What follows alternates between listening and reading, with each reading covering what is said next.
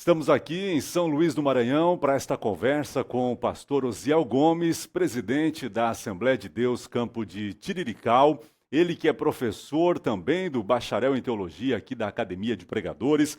Pastor Osiel foi por 10 anos diretor da Faculdade Evangélica do Meio Norte, foi também co-pastor na Assembleia de Deus de Coroatá, aqui no Maranhão, é comentarista das lições bíblicas da CPAD, formado em teologia, filosofia, direito, pedagogia e psicanálise, pós-graduado em docência do ensino superior, professor de grego e hebraico e também está doutorando em filosofia e teologia. Pastor Osiel, obrigado por nos receber aqui na sua terra. Amém, amém. É um prazer, né? Sempre queremos agradecer primeiramente a Deus pela oportunidade, né, que Ele nos concede e também de receber a Academia dos Pregadores aqui na nossa capital, em São Luís, que eu faço parte dessa escola e que fico muito feliz de recebê-los aqui para esse momento especial, né? Que bênção. Pastor, hoje eu gostaria de uma conversa para conhecê-lo um pouco melhor. A sua história, começando lá da infância. O senhor é de onde? Eu nasci em Lago da Pedra, né? Lago da Pedra é uma cidade aqui do estado do Maranhão, uma cidade que ali me criei e meu pai, ele trabalhou naquela cidade, depois foi pastor na própria cidade. Então eu nasci em Lago da Pedra, uma cidade boa, uma cidade de um povo bom, uma cidade maravilhosa, né? E quando que o senhor começou a estudar aí por esse caminho? Eu vejo que o senhor é uma pessoa que estuda muito, está doutorando agora. Em que momento que isso despertou no seu coração? Interessante que lá em Lago da Pedra, ainda eu estudando até a quarta série, eu já tinha assim aquele desejo de ser tipo um cientista. Naturalmente, eu tinha uma pastazinha que era da escola, e eu pegava, eu ia para o mato, estudar, fazer pesquisa. Então eu desde esse momento eu tinha esse desejo, nasceu assim dentro de mim, de ser um cientista, de ser alguém que lidasse com a pesquisa. Mas eu nunca imaginei que ia ser para o lado de pastor. Eu nunca pensei que ia ser com as ciências bíblicas, né? Com aquilo que é o sagrado. Eu estava naquele momento, naquele afã, naquele desejo, naquele anelo de ser. Eu admirava professor, eu admirava quem lidava com palestras, quem falava, eu achava tudo isso bonito. Então, ainda bem adolescente, nasceu esse desejo dentro de mim de ser um pesquisador. A minha ideia era de ser um cientista. Então, tudo isso que eu trago de modo nato dentro de mim, irmão Eli, lá dentro de Lago da Pedra, ainda que não tivesse essa efervescência que hoje tem o mundo evangélico, o mundo cristão, que tem, querendo ou não, tem um certo glamour, tem um certo aplauso, naquela época não. Então, eu comecei a ter esse desejo de modo natural, sem pressão, sem uma busca desenfreada. O profeta Jeremias ele diz assim: eu não me apressei. E eu não me apressava, era uma coisa natural, era uma coisa que eu fazia por conta, sem ninguém mandar, sem ninguém me obrigar, e sem ter ainda tantos referenciais, que eu não sabia o que era essa questão de pregador, de pessoa. Não tinha isso ainda nesse tempo, né? Então eu achava bonito aquilo que o professor dava na sala de aula, aquelas informações. Então aquilo ali me levava a querer a ser um cientista. Eu me lembro que uma vez a professora entrou na sala de aula e ela falando de Darwin, que ele gostava de pesquisar os insetos, e então eu inventava isso, eu ia para um mato, eu ficava olhando para uma formiga, para uma coisa. Então aquilo ali já me despertou para esse lado, né? O senhor nasceu num berço cristão? Sim, quando eu nasci, meu pai, ele já era envolvido na igreja, Assembleia de Deus, a minha mãe e toda a nossa família, né? Meu pai, ele se converteu, ele era um cachaceiro, ele era um trabalhador, um homem simples, um homem humilde, mas não sabia nada de Deus. Quando ele aceitou Jesus, meu pai aceitou Jesus bêbado. E a minha mãe disse para ele, quando amanheceu o dia, ela disse: olha, ele estava bêbado, tinha bebido, tinha ido numa festa. Aí ela disse: olha, ontem você foi ser crente. Aí ele disse: ai, foi. Pois então sou crente mesmo. Desde esse tempo, ele se manteve na fé e nunca mais saiu da fé.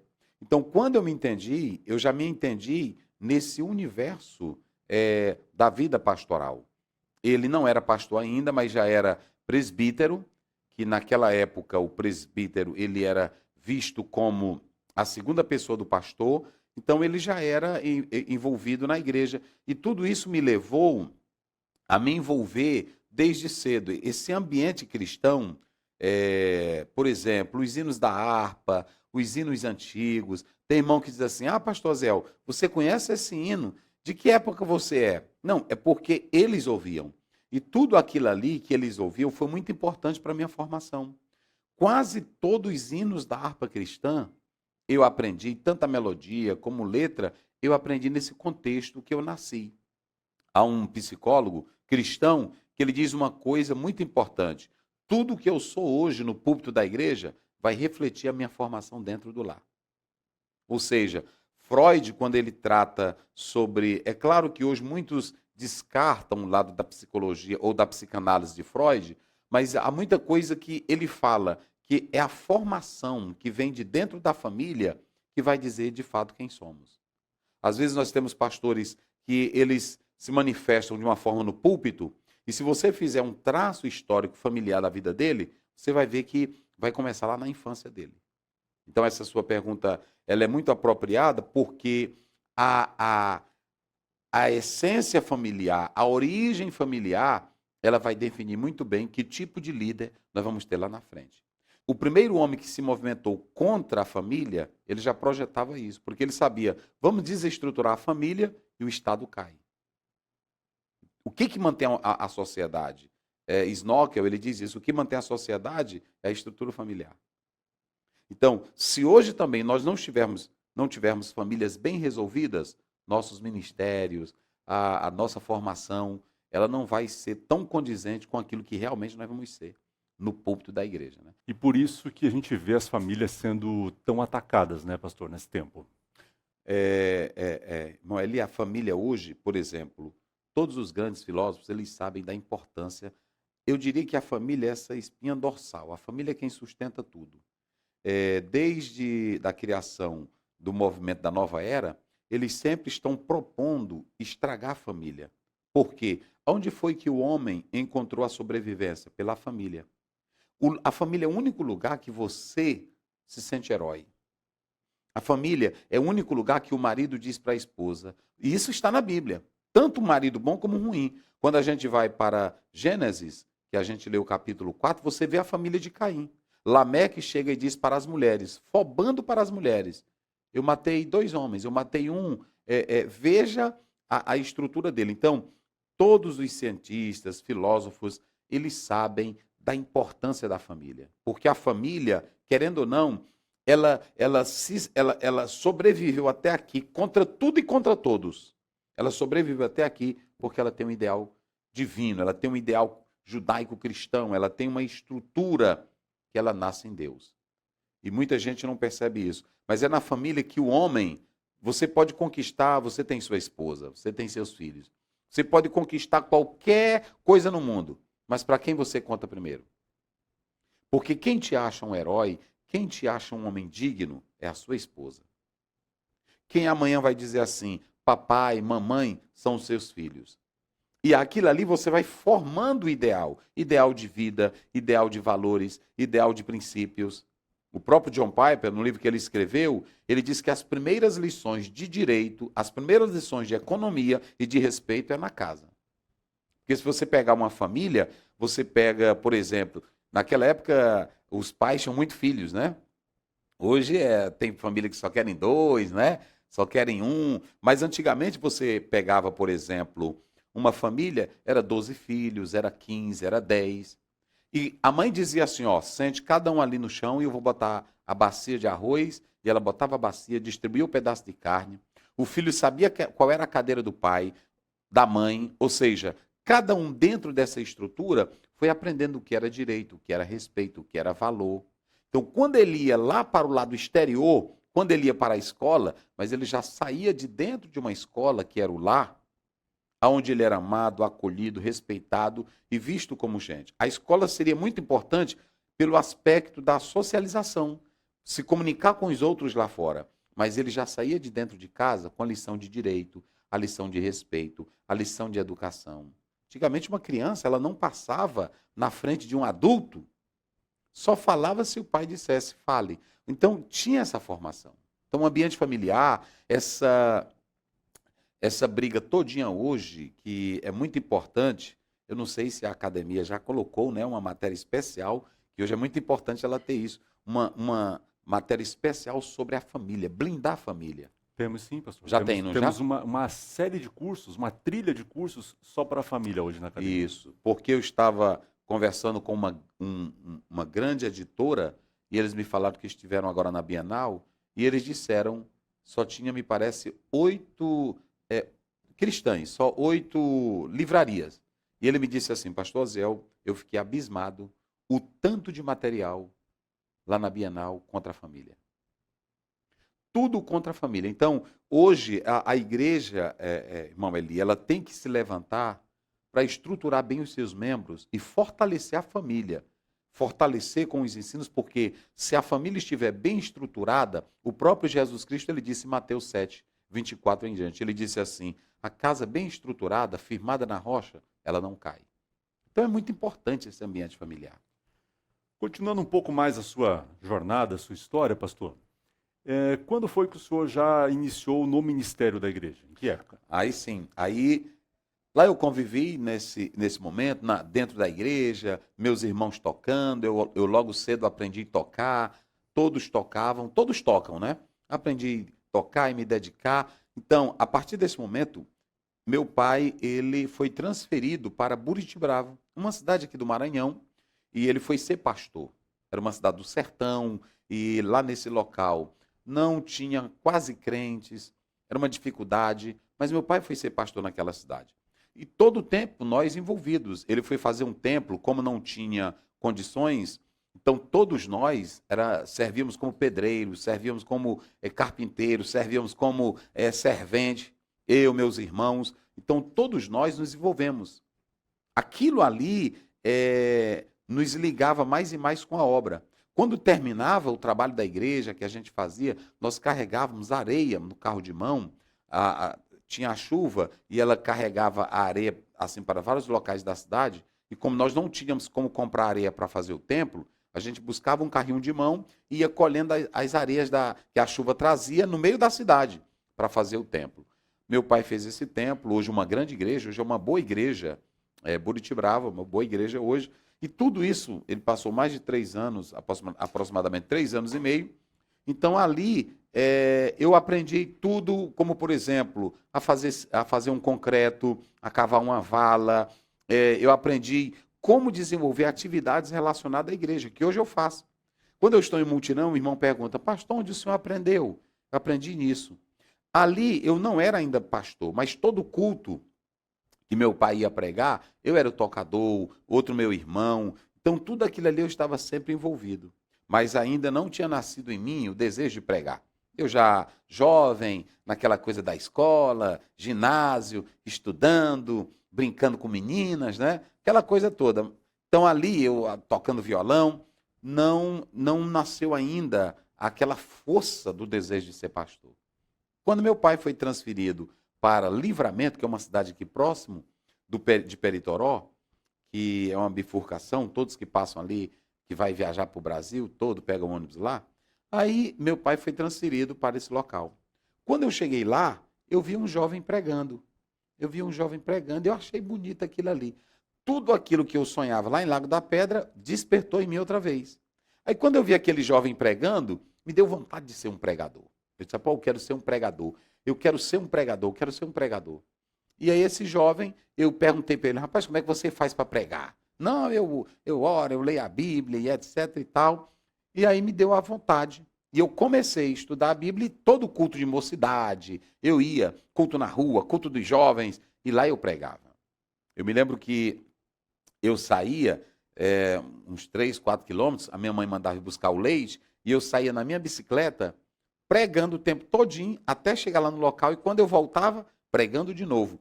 sozinho, Treinando. treinando. E aí, quando era o culto de mocidade, eu pregava e tal. E aquilo ali, teve um irmão que me ajudou.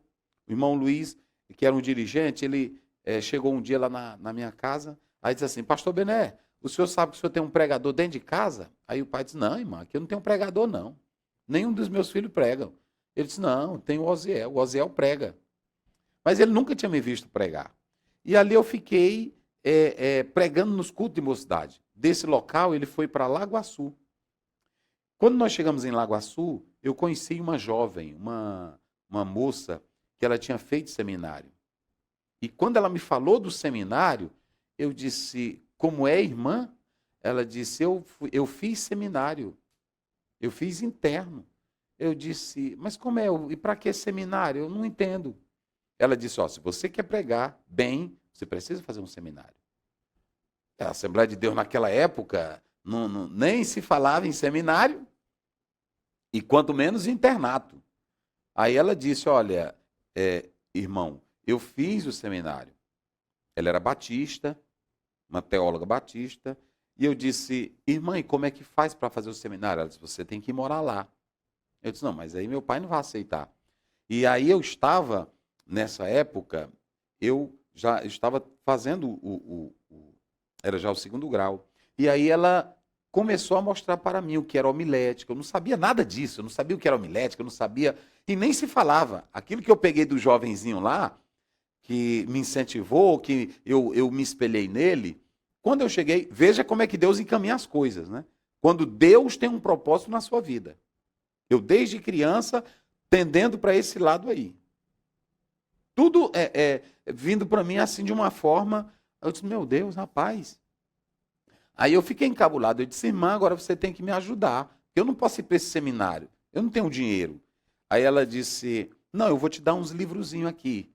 E ela deu um livrozinho, Ide Pregai, que era um cursozinho de homilética. E eu comecei a estudar aquilo ali, mas logo terminei. Aí eu disse para ela, irmã, me ajude. Ela disse, ó, você não tem como ir? Eu disse, tem não. Ela disse, pois eu vou te dar um endereço e você faz um curso à distância. E naquela época não tinha negócio de curso, online. Não era à distância, online, era por correspondência. Não era? Era o curso por correspondência. Aí, rapaz, ela me deu. E eu fiz esse curso por correspondência. Com que idade, pastor? Já mais ou menos aí uns 19 anos, por aí. E aí eu peguei e comecei a fazer. Naquela época era muito sério os cursos por correspondência. E aí pronto. Aí o rapaz mandava as matérias, não me lembro como hoje, até hoje eu ainda tenho várias matérias desse curso. Eu me lembro que quando eu cheguei naquele curso, no texto em um dos cursos que eu fazia, psicologia pastoral. Aí quando eu recebi uma matéria, o professor falando do caso de Saul. Aí eu fiquei estranho quando ele disse assim, ali não era demônio, era um transtorno. Eu disse, meu Deus, eu prego isso aqui. Então, eu dizendo, mas aí pronto, aquilo ali me chocava. Mas me chocava não para desfazer, eu queria saber mais. Eu queria saber. Aí eu comecei a analisar tudo isso ali. E foi muito bom, irmão Eli, para você ter uma ideia, porque foi com esse pregador, hoje tem muita gente atacando a doutrina do inferno, dizendo que nem o diabo existe, nem o inferno. E com esse professor desse curso, ele começou a me mostrar essas ideias. Olha como é as coisas. Essas ideias do diabo, do inferno. Então eu não sabia nada disso. Então eu comecei a fazer isso aí. Ela me ajudava, ela batista, ela ainda é viva. Eu já fui visitar ela em um local que ela mora. Eu já fui visitar ela. Então aquilo ali me despertou. Aí eu fiz esse curso teológico, por correspondência. Aí eu comecei terminei o 2º grau, fiz, e naquela época tinha um decreto-lei 1051 que dava direito a esse curso ser validado. Ou seja, quem fizesse esse curso, ele poderia entrar em uma universidade e fazer 1 ano ou 2 anos de filosofia. Então eu entrei com o aproveitou curso, as disciplinas. Aproveitei a disciplina e fui fazer a Universidade Estadual do Ceará. Eu entrei na Universidade Estadual do Ceará e fiz filosofia. Quando eu cheguei lá para fazer filosofia, aí eu vi eu vi sociólogos, eu vi filósofos desfazendo da Bíblia. Quando eu cheguei lá, que eu já tinha feito filosofia pelo Instituto, eu soube como rebater os filósofos de lá. Ou seja, o curso teológico, ele me deu suporte.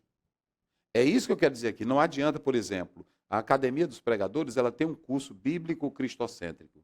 Então, quando você faz um curso que você não tem essa base para ir fazer um curso filosófico ou qualquer outro curso sem uma boa base bíblica aqui, é muito perigoso esse curso distanciar você. Eu me lembrava que um outro teólogo tinha dito, ó, os pais da igreja, eles são homens como nós que escreveram, mas têm falhas. Então, quando eu vi ele bater uma coisa na Bíblia, eu dizia, são homens.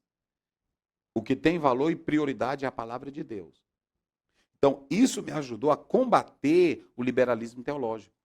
Nesse período, depois que eu fiz esse curso, meu pai volta de Lagoaçu para Lago da Pedra. Mas quando ele volta, eu já tinha terminado o curso teológico, eu já estava com o diploma de teologia. Naquela época, ninguém quase falava em teologia, e principalmente um assembleiano fazer teologia.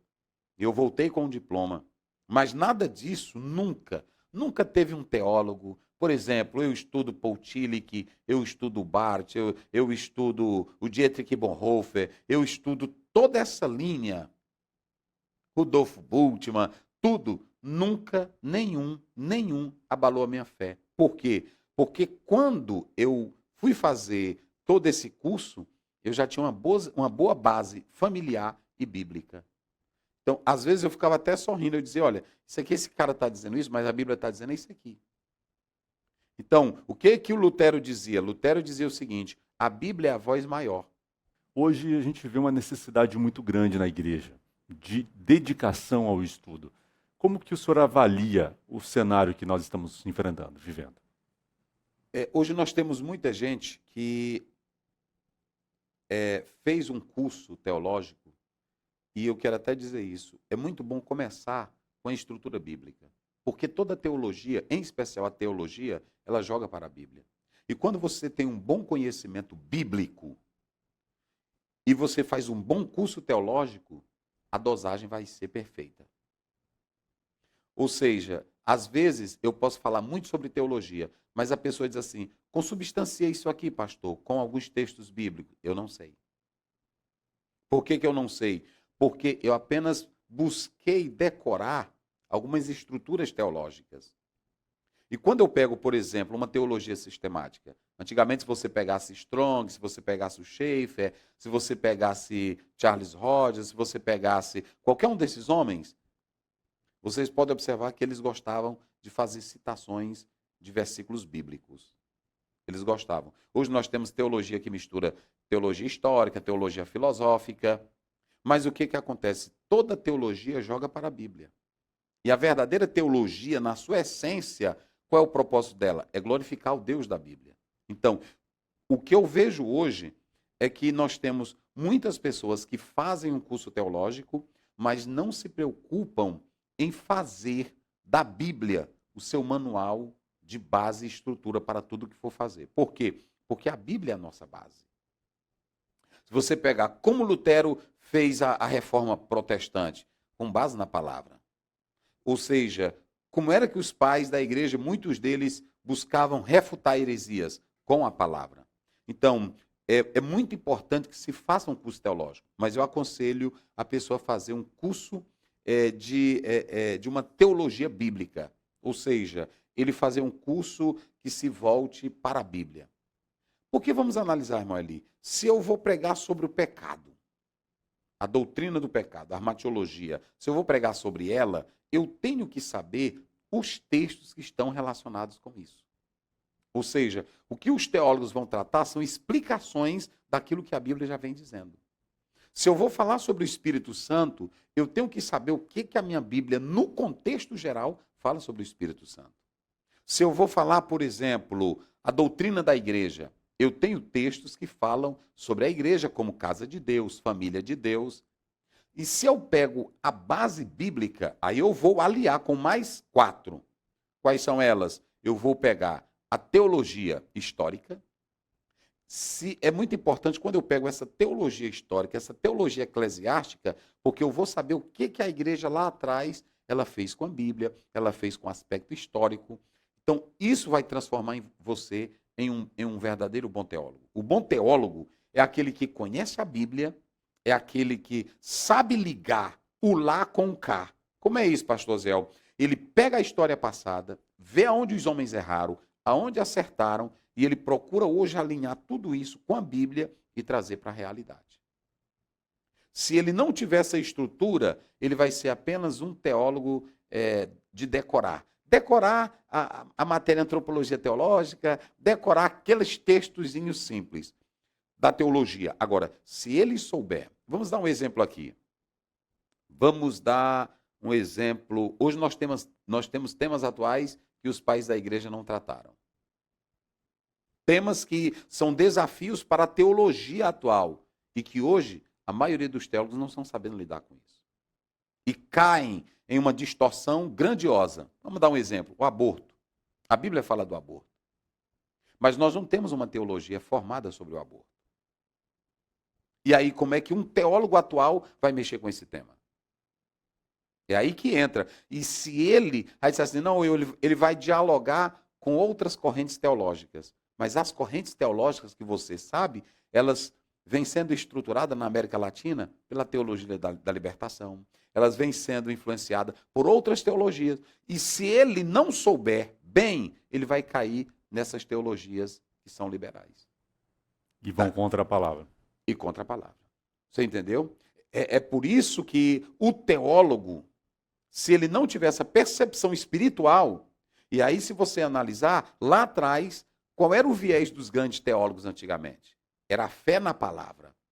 Era a estrutura naquilo que os pais produziram. Eles tinham referenciais.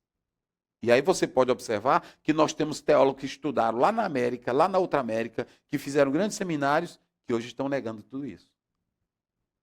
Estão negando a Bíblia, estão ficando do lado do aborto. E que tipo de teologia foi essa? Que teologia volúvel, que teologia fragmentária, que teologia fraca é essa que ele defendeu a vida toda e que agora ele diz, eu mudei de pensamento? Você já imaginou se o Lutero tivesse mudado de pensamento? Será se hoje nós teríamos a reforma protestante? Não teríamos. Wycliffe, John Hus.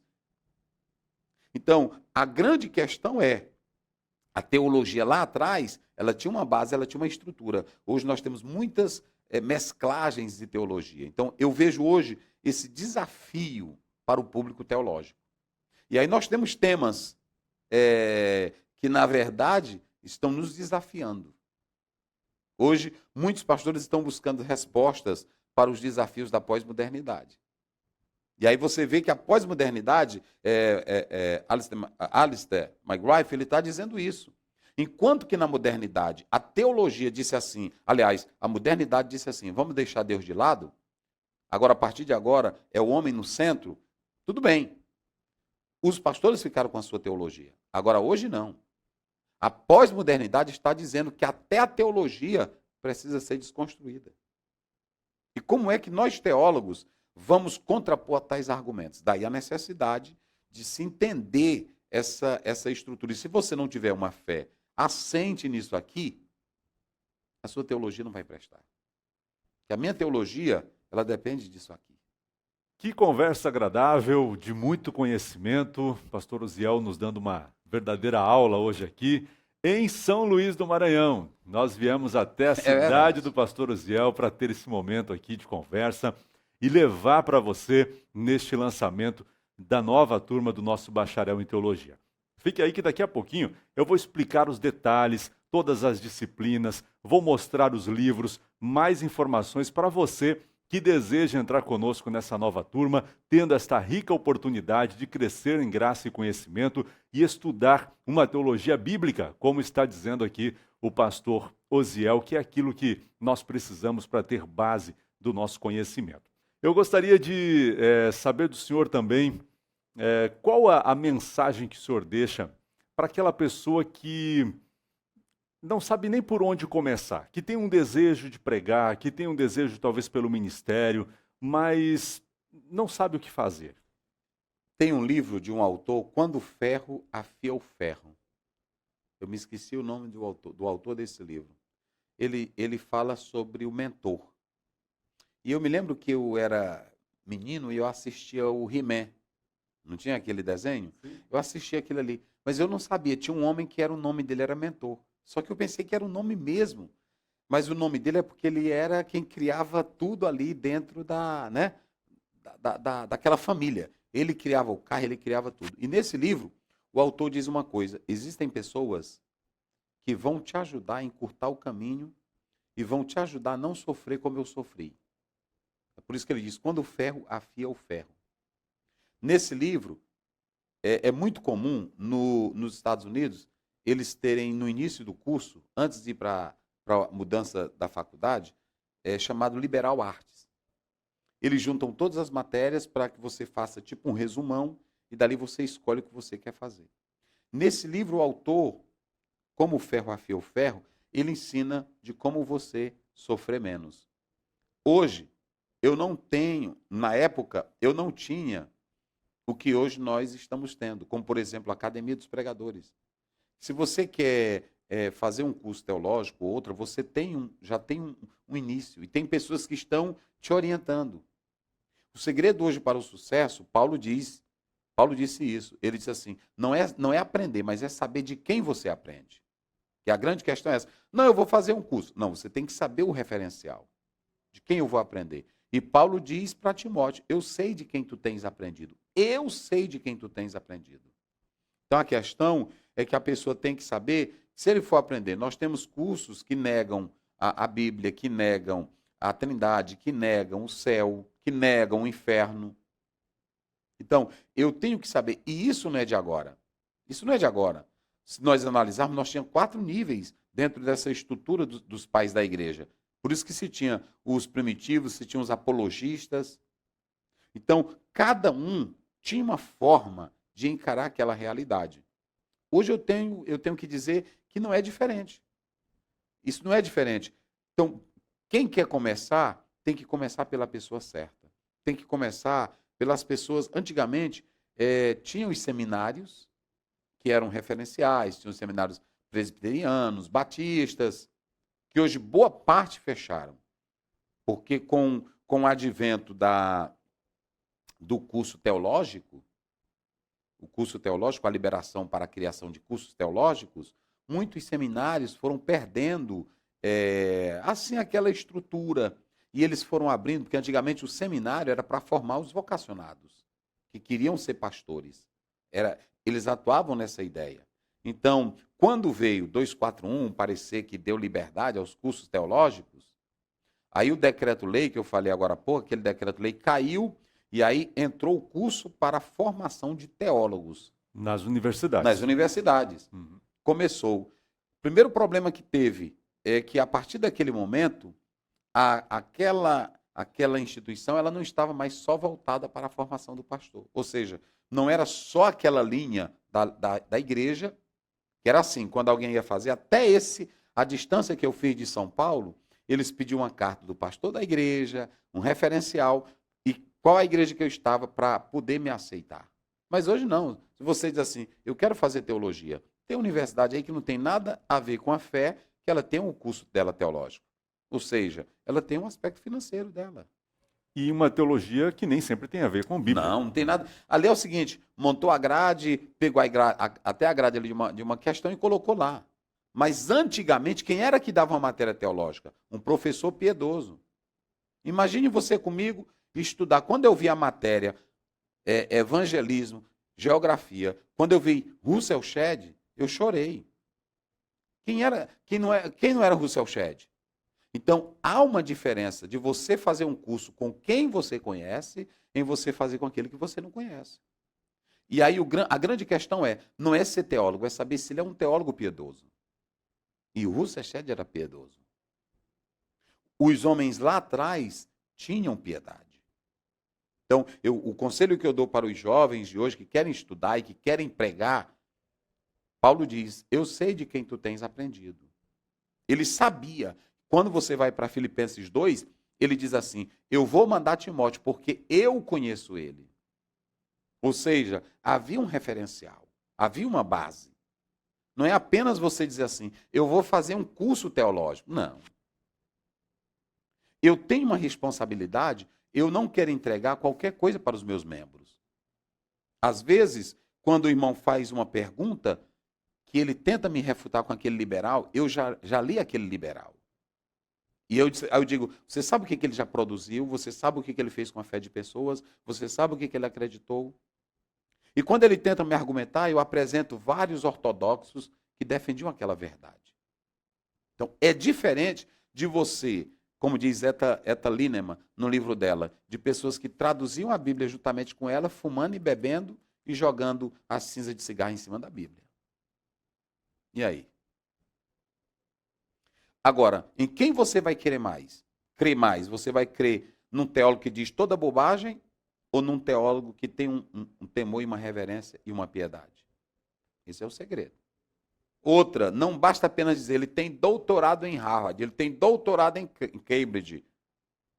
Não é isso. Eu tenho que saber qual é o nível de comunhão dele com Deus. Eu tenho que saber, pronto, você vê que Paulo tinha toda uma formação judaica e era formado aos pés de Gamaliel. Mas o Senhor Deus vai esvaziar. Eu li um teólogo que diz que Deus pegou Paulo e jogou de cabeça para baixo. Quando Paulo aparece, ele diz, agora eu sei em quem eu tenho crido. E ele diz lá em Gálatas 1, o evangelho que eu prego, eu não aprendi de homens. O Senhor me revelou. Então, só mesmo um homem de alta piedade, um teólogo que tem piedade, ele jamais quer comprometer a fé de um crente. Ainda que aquele crente seja bem simples, bem humilde, ele não tem coragem de jogar qualquer coisa para ele mastigar. Agora, quem não tem, tá nem. Ah, isso aí não é verdade. Isso aí não está no original. Isso aí não tem na Bíblia. Ele gosta de criar confusão para distorcer. Ou seja, até para o aluno dizer que cara inteligente, o cara ali é um bambambam. Agora, quem tem piedade, ele quer que aquela pessoa, aquele aluno saia dali com uma fé firme em Deus. Fortalecida. Esse é o alvo. A teologia, ela existe para isso. Eu ia lhe perguntar isso. Para que estudar, pastor, teologia? Você tem que entender que a teologia, ela deve estar a serviço da comunidade. Mas a teologia que deve estar a serviço da comunidade é uma teologia que, na verdade, vise o crescimento espiritual da pessoa. Saber que não promove a vida espiritual não é um verdadeiro conhecimento. É por isso que nós falamos em teologia cristã, teologia pura, porque lá em 2 Pedro 3,18 ele diz, crescei na graça e no conhecimento. Ali, o conhecimento é o conhecimento em Cristo. E esse conhecimento em Cristo, tudo que eu estudo na Bíblia, quando Paulo diz para Timóteo, 4,16, 1 Timóteo, ele diz, tem cuidado de ti mesmo e da doutrina. Ou seja, quando eu estou fazendo teologia, eu tenho que saber, esse conhecimento, ele está promovendo a minha vida espiritual? Ele está desenvolvendo a minha comunhão com Deus? Porque se é um saber que está me trazendo confusão e está criando em mim distorções, não está me ajudando. Por isso que Paulo diz, lá em Coríntios, 2 Coríntios, eu acho que é 8, Paulo vai dizer isso, olha, é nesse particular aqui que o apóstolo São Paulo, ele deixa bem claro isso para nós. Deixa eu ver aqui. Olha o que ele diz, olha o que ele diz, Paulo diz que o conhecimento, deixa eu ver, 2 Coríntios, deixa eu ver aqui, o que Paulo está falando, isso é muito importante. Então, se o jovem, está aqui, 1 Coríntios 8, ora, no tocante às coisas sacrificadas aos ídolos, sabemos que todos temos ciência. A ciência incha, mas o amor edifica. Há conhecimento que apenas me traz erudição. Todo conhecimento, se você faz, vamos lá, se você faz geografia, é para cá. Lá no céu não precisa de geografia. Se você faz filosofia, é para cá. Lá no céu não precisa crise existencial. Se você faz, vamos analisar medicina, é para cá. É só para cuidar desta vida. E para que a teologia? Se não for uma ciência, uma pesquisa bíblica para promover a minha vida espiritual, para que fazer? Eu posso fazer a doutrina de Epicuro. Eu posso fazer do estoicismo, que ele dizia que você controle a sua mente, você controle todos os seus problemas. Por que as pessoas fazem yoga? Por que as pessoas fazem meditação? Para ter paz. Para que eu faço teologia? só prometer um diploma ou para servir a comunidade? Então, todo conhecimento só vale a pena, em especial o espiritual, se for para promover o bem do povo. Se for para trazer crescimento para a minha vida e edificação. Então, é essa a questão. E há muitas pessoas que pensam que fazer teologia... Por que muitos pastores tiveram ódio da teologia? Porque alguns, quando faziam um seminário, vinham para a cidade e era só desfazendo. Ah, esse pastor ali não sabe de nada. Ah, isso aqui não é assim. Conhecimento não é para isso. A ciência, ela incha. Agora o amor edifica. Quando eu tenho conhecimento, vou dar um exemplo aqui. Quantas pessoas não fizeram enfermagem e na Primeira Guerra e na Segunda Guerra Mundial ajudaram, por causa do princípio cristão, pegar o curso de enfermagem? É aqui, irmão Eli, que está o segredo. Eles pegavam o curso de enfermagem, que tinha aquela habilidade de lidar com vidas, e eles usavam a técnica, a ciência, para beneficiar vidas. Um médico crente que tem temor de Deus, ele vai servir o povo com o trabalho dele, mas ele vai servir com amor aqueles que precisam. A teologia é da mesma forma. Teologia nunca veio para criar tempestade, para criar celeuma. A verdadeira teologia, aí como diz o Libânio, em um texto que ele escreve, no capítulo 3, quando Deus chamou Moisés formado em toda a ciência do Egito, Atos 7, 22. Mas quando ele se aproxima, a primeira vez, ele nunca tinha visto Deus. Ele nunca tinha ouvido falar de Deus. Ele, no sentido dele ver, ele ouvia falar, eu sou o Deus de Abraão, de Isaac. Deus chegou e se manifestou.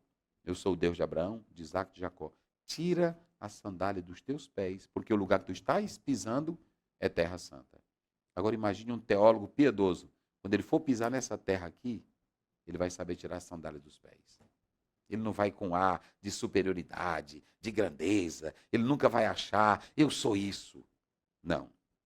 Agora, quando não tem, ele faz grego, ele faz hebraico, e sem temor de Deus, ele vai desfazer disso aqui, como muitos fizeram. Nós temos na atualidade aí homens como Batierma, que é uma sumidade, mas nega muita coisa da palavra. Então, eu tive um professor de latim que ele dizia que se o teu conhecimento é para desfazer as coisas e as crenças dos outros, não vale a pena. Não vale a pena. Até quem tem o saber, se ele quer ajudar, ele vai saber como aplicar aquilo ali para que a pessoa seja restaurada. Então, teologia não é para gerar em você um ar de erudição, de superioridade. Na verdade, a teologia, ela deve ser uma serva da comunidade, o bem do povo. Uma teologia saudável. É muito bom, porque a teologia é estudar a Bíblia, gente. Não tem nada disso. Lutero dizia, não tem problema na Bíblia, tem problema no intérprete da Bíblia. Então eu digo a mesma coisa, não tem problema na teologia, tem problema em quem faz teologia. Pastor, para a gente ir para o final da nossa conversa, quem sabe o senhor lembre de uma leitura sua, ou de uma experiência pessoal, ou até mesmo um testemunho que o senhor ouviu de alguém, relacionado a esta questão de usar a teologia, ou de usar o conhecimento em prol da comunidade, em prol das pessoas. Alguma história que o senhor lembre nesse momento? Por exemplo, na época de Hitler, muitos teólogos ficaram do lado do Hitler. Mas eu tenho que tirar o chapéu para um teólogo que, ainda que fosse liberal, Dietrich Bonhoeffer, ele colocou a teologia dele a serviço do povo. Ele defendeu. Ele não ficou do lado do Hitler. Ele se opôs. E aí, R.C. Sproul, ele conta num livro dele, que eu li esse livro há muito tempo, Filosofia para Principiantes, ele conta. Ele diz que quando Hitler assumiu o poder, teve um rapaz que teve que ir embora de lá porque ele era filósofo e era teólogo. E ele estava trabalhando no hospital. E um rapazinho estava fazendo um seminário e ele tirou um dia para ir para a cidade dele, e ele, para pagar o seminário, ele disse assim, eu vou ajudar lá no hospital. E quando foi um dia, aquele zelador, zelando lá aquele hospital, e o irmão zelando também, o jovem, aí ele disse para esse jovem, o jovem falando é alguma coisa, e de vez em quando ele citava um filósofo. Citava um filósofo. O jovem olhou assim e disse assim, esses homens aí eu estudo, o senhor é zelador, como é que o senhor sabe tanto? Aí ele chamou ele assim no canto e disse assim, eu sou filósofo, eu sou doutor em filosofia, mas os meus pensamentos eram um risco para Hitler, por isso que eu fui banido. Aí ele olhou e disse, jovem, quem pensa bem, quem argumenta bem, sempre é perigoso. Então a grande questão é, a tua teologia, o que você escreve, os teus textos, você visa o que com eles? Aplausos, reconhecimento, ou você visa contribuir para alguém? Irmão Eli, um texto de um homem comprometido pode mudar a história de uma nação.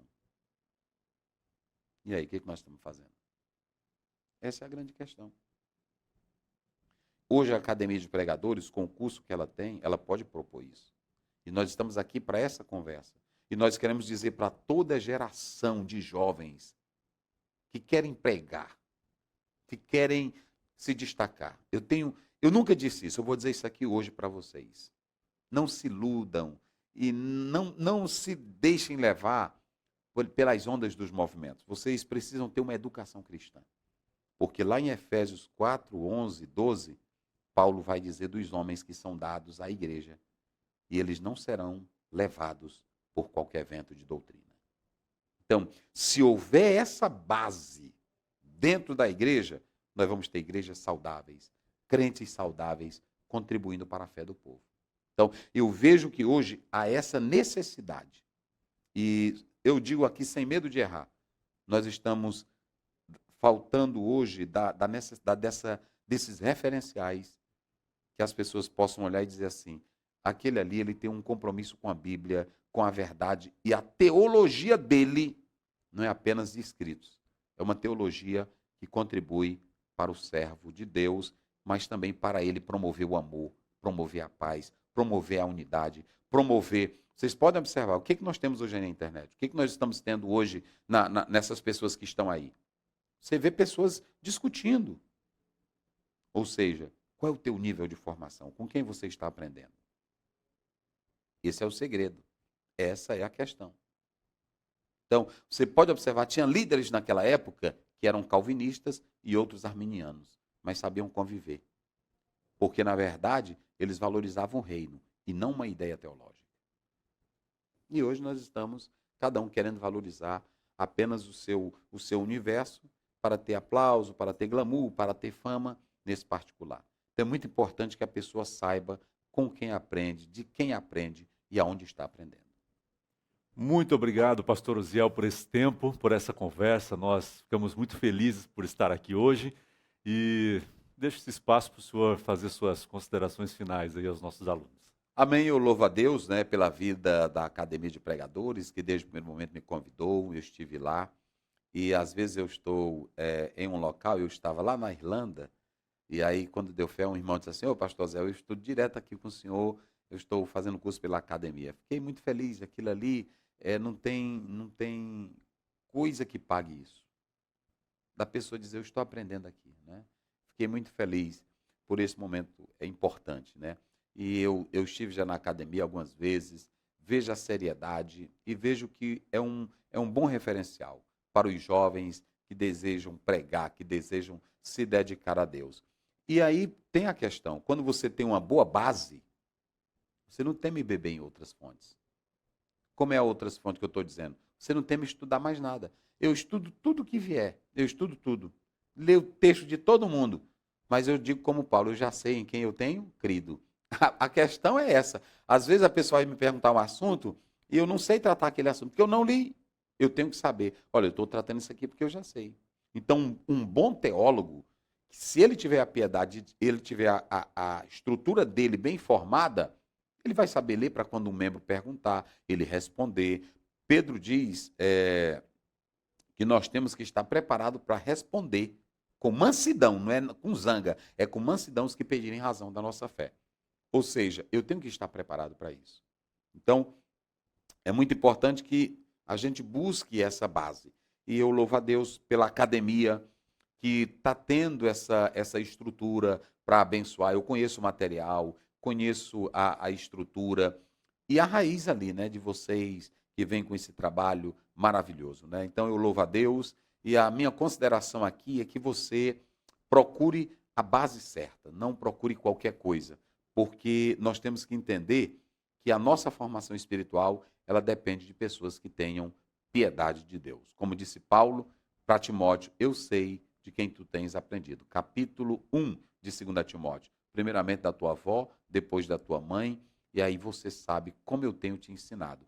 Eu me lembro que um dia eu conversando com um teólogo, e esse teólogo ele é muito bíblico, e eu disse para ele, rapaz, eu tenho vontade de ser um grande teólogo, e aí o que eu faço para ser um grande teólogo? E aí ele disse, você tem mesmo desejo de ser um grande teólogo? Eu disse, eu tenho. O que eu faço, pastor? Aí ele disse assim, eu vou te dizer o que você faz para você ser um grande teólogo. Eu disse, o que é que eu faço? Aí ele olhou para mim e disse assim, você já ouviu falar no Salmo 119, verso 99? Eu disse, não, já li o Salmo 119. Ele disse, não, eu estou lhe perguntando se você conhece o verso 99. Aí ele disse, não estou lembrado não. Aí ele citou isso aqui para mim. Eu tenho mais entendimento do que todos os mestres, porque eu amo a tua palavra. Então, quando ele disse isso, aí eu disse, meu Deus, daí eu comecei mais a focar minha visão na palavra. O salmista diz, o segredo do Senhor é para os que o amam. Quem ama, Eli, de verdade a Deus, Deus revela os seus segredos. Então, a grande questão é, se eu sou um pregador, se eu sou um teólogo, que eu quero promover a vida do povo para a palavra, para a comunhão, para a oração, ou se eu quero promover a mim mesmo. E eu vou te dizer, sem sombra de dúvidas, muitos hoje só querem promover a si e não ao reino.